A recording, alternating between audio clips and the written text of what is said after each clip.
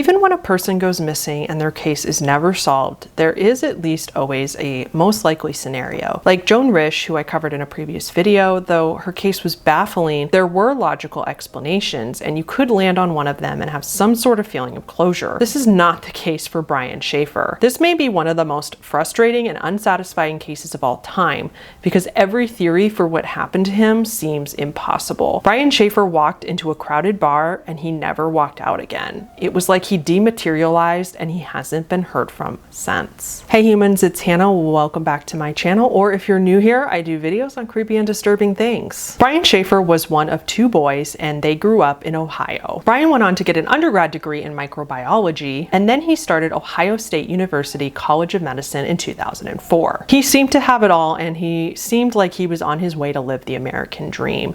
He was going to be a doctor. He had this beautiful girlfriend, Alexis Wagner, and everyone close to them suspected that they were also on the verge of getting engaged. Things took a turn when in his second year of med school in March 2006, his mother passes away after losing a battle with cancer. This was only 3 weeks before he would disappear. He and Alexis also had a trip to Miami planned for spring break that same year, and many thought that that's where they would get engaged. Brian was also known for admiring the laid-back lifestyle that tropical locations had to offer. It's also interesting to note that being a doctor was actually Brian's backup plan. His real passion was music, and he hoped to be a musician someday. So Brian disappears on March 31st, 2006. Brian had just finished some exams for school and class was out the next week for spring break.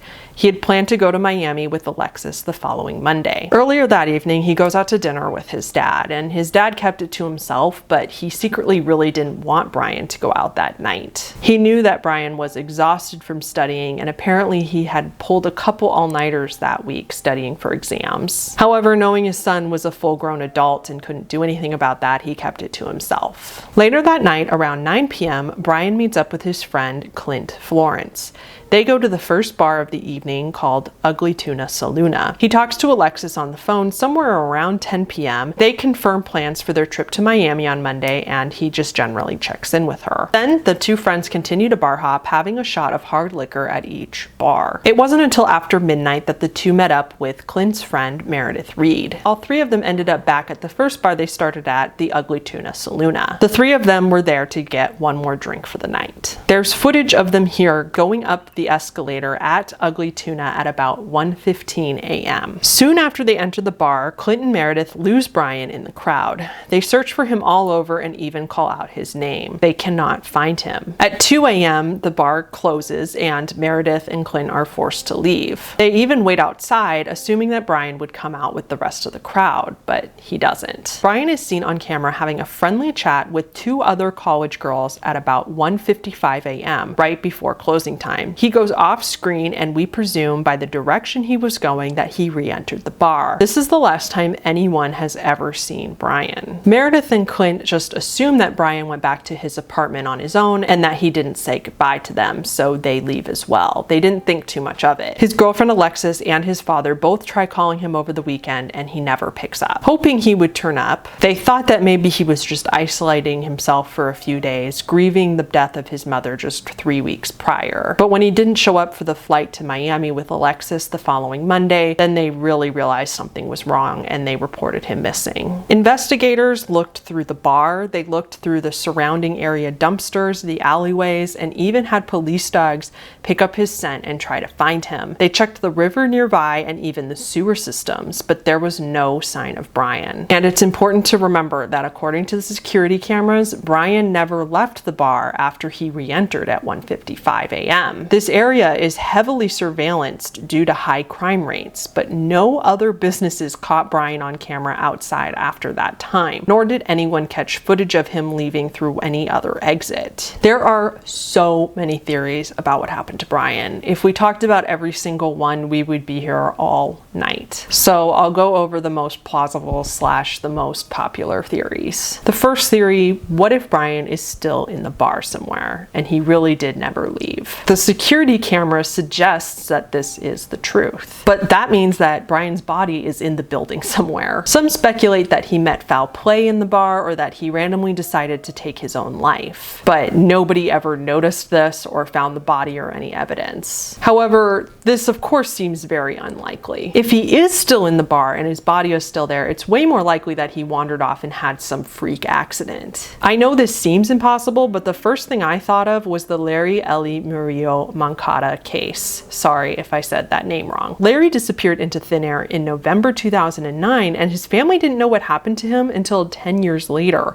when they found his decayed body behind the supermarket's cooler where he worked. He had been suffering from hallucinations, disorientation, and hearing voices shortly before disappearing, and one day he just rushed out the door wearing no shoes or socks and disappeared. What happened was the employees would climb on top of the coolers frequently into a storage area, and it's thought that Larry ran into the store this day and did just that, but he slipped and fell 12 feet into an 18-inch gap between the walls and the cooler. The coolers are really loud, so no one heard him cry for help. He also wasn't scheduled to work that day, so none of his fellow coworkers expected him to be in the store, so he died there. Not only that, but no one noticed the smell of his decaying body in the store either. So while a crazy accident like this is rare and highly unlikely, it's not impossible. And therefore, it is possible that Brian, being not only exhausted from his all-nighters, but very intoxicated at this point, maybe he wandered around and had some sort of freak accident somewhere in the building and his body is still there. Similar to this theory, a lot of people think that maybe Brian did manage to leave through a back service door that was usually only used by the staff. However, this back service door opened up at the time to a very, very heavy construction zone. It's thought that perhaps Brian, again being very tired and very intoxicated, ended up in one of the holes at the construction site and then was later covered by cement, and so nobody ever found his body. I have a lot of issues with this theory though, even though at first it actually does seem like a plausible theory. So first of all, he would have had to go down to the first floor via the elevator or the service ladder to get to this exit. And if he did that, one of the security cameras from the nearby businesses should have seen him leaving out this back door. It's possible the cameras missed him, but this still seems really odd. So also, the next day was a Saturday, and at least where I live, construction never happens on Saturdays and Sundays. So maybe it's different in Ohio, but I don't know why the construction workers would even come Saturday morning to cover his body in cement. But I guess they didn't report him missing until Monday, and maybe he was laying there for days until they actually started doing the investigation. I don't know. Still seems unlikely. What's also unlikely to me is that construction workers, with all of their training and all of their safety training, wouldn't notice a person in one of their holes before filling it with cement. Plus, remember the police dogs that took Brian's scent? If his body was in the construction zone, the dogs should have picked up his scent there. And let's say that concrete was poured all over his body and the dogs could not smell through the concrete, even though I'm pretty sure they could, because those kind of dogs are amazing.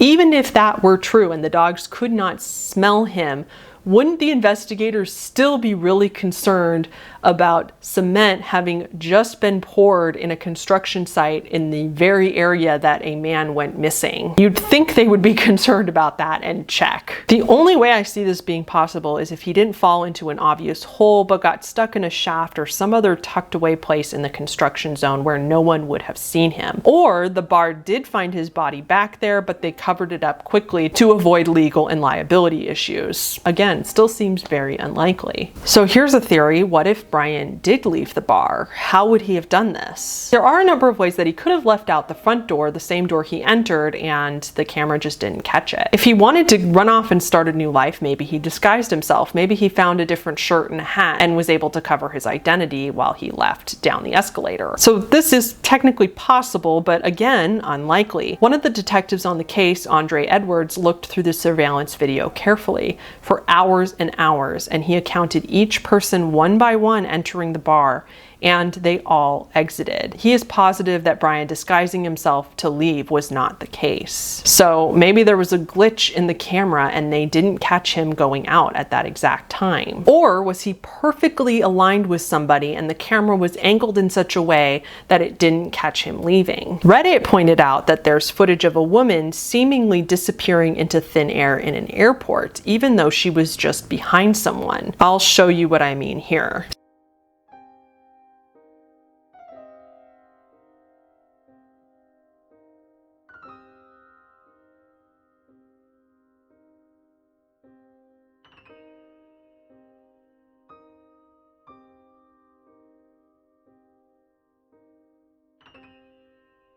So it's speculated that maybe something very similar happened to Brian. If this was the case, maybe he just disappeared on his own and got a new identity. He was really depressed after his mom died, and maybe he decided he didn't want to be a doctor after all. But his credit cards, bank account, and cell phone haven't been used since his disappearance. You'd think he would at least take money out of the bank if this were the plan. Also, if he planned to disappear, I don't know why he would care about the cameras in the first place. He didn't care about the cameras seeing him enter, so I don't see why he would care about them seeing him exit if he was planning on disappearing either way. So I personally do not believe this theory at all. He was a medical student, he was probably about to get engaged to his lovely girlfriend, and he had solid plans to travel the next week. And why would he leave his dad and his brother after such a bad family tragedy? It just doesn't make any sense. I think there would be more evidence leading to him leaving on his own accord if that were the case. I think very sadly it's unlikely that Brian is alive.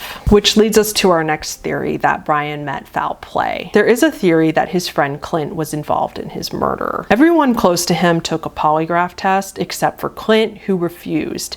He said he already told the police everything he knows. A lot of people thought this made Clint pretty suspicious. If he had nothing to hide, then why not take the polygraph test? Well, I'm super torn on this. Polygraph tests are sometimes still used, but law enforcement can't use them as evidence in court since they're so unreliable. As far as I'm concerned, polygraphs are complete pseudoscience. They really test how nervous you are, not how truthful you are. Anyone hooked up to a bunch of wires under police eye and questioned a bunch about their missing friend would be very nervous. And even if he was innocent, I can see why he wouldn't want to do it. The results might make it seem like he's guilty of something that he didn't do. There's also no solid evidence linking Clint to Brian's disappearance. So we have no other reason to believe that he'd be involved other than his slightly sus behavior refusing a polygraph. What I do think is possible, however I'm completely speculating here, is that maybe Clint does know more than he's letting on. Brian told him something that night, or he saw Brian with someone that night, and he didn't tell the police quite everything, which would explain not wanting to take a polygraph. If it involved drugs or something like that, it would make sense that Clint would be afraid of getting in trouble himself. The last theory is that Brian was a victim of the smiley face killers. The smiley face murder theory is that young, white, privileged men who were found dead between the 1990s and early 2000s, they were often near water, appearing to have drowned, were actually killed by either a serial killer or a group of killers. And they were called the smiley face killers because graffiti of a smiley face would be found nearby where the killers had dumped the bodies. This was found in at least 12 of the cases from that time. It's a tough theory to support though, because Brian's body was never found. So there's no way to link him to the smiley face killers. So this theory is just kind of silly. So there were a few supposed sightings of Brian after his disappearance. In 2020, a photo circulated online of a man experiencing homelessness in Tijuana. Many thought it was Brian, and the internet kind of went crazy over it. However, the FBI did facial recognition on the photo and concluded that it was not Brian. Brian's father also died in a freak accident in 2008. He was cleaning up after a storm outside, and a branch flew into him and killed him. There was a condolence book posted online where somebody wrote, "To Dad, love Brian, U.S. Virgin Islands." But this was also quickly determined to be a hoax, as whoever posted this was on a computer in Franklin County. Alexis, his girlfriend, would also call Brian's phone every night for months after he disappeared. It almost always went straight to voicemail, but one night it rang 3 times. The phone was pinged in Hilliard, about 14 miles away. However, his cell phone provider said that this could have just been a glitch bewitched, but who knows? One of the things that makes me just the most sad about this case is that Brian's brother Derek is the only immediate family member left. His mom dies in 2006, his brother disappears just a few weeks later and is most likely also dead,